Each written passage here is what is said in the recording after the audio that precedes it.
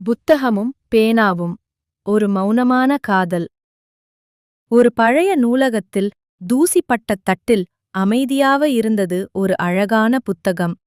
அதன் பெயர் அறிவு. பல ஆண்டுகளாக யாரும் அதை திறக்கவில்லை.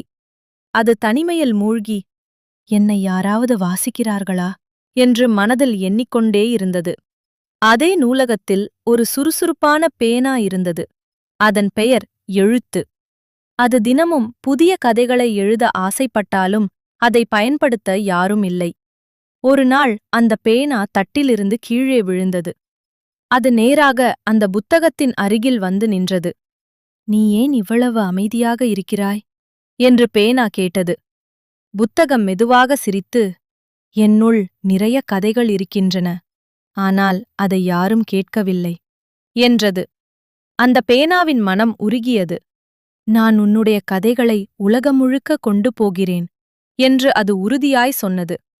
அதன் பிறகு பேனா அந்த புத்தகத்தின் கதைகளை எழுதத் தொடங்கியது. ஒவ்வொரு பக்கமும் உயிர் பெற்று புதிய வாழ்க்கையை பெற்றது. நாட்கள் கடந்தது. புத்தகம் இனி தனியாக இல்லை. பேனாவும் இனி வெறுமையாக இல்லை. அவர்கள் இருவரும் சேர்ந்து உலகம் முழுக்க மக்களின் இதயங்களில் வாழத் தொடங்கினர். கதையின் கருத்து: சில காதல்கள் பேசாமல் உருவாகும். ஒருவரை ஒருவர் பூர்த்தி செய்யும் உறவுதான் உண்மையான காதல்.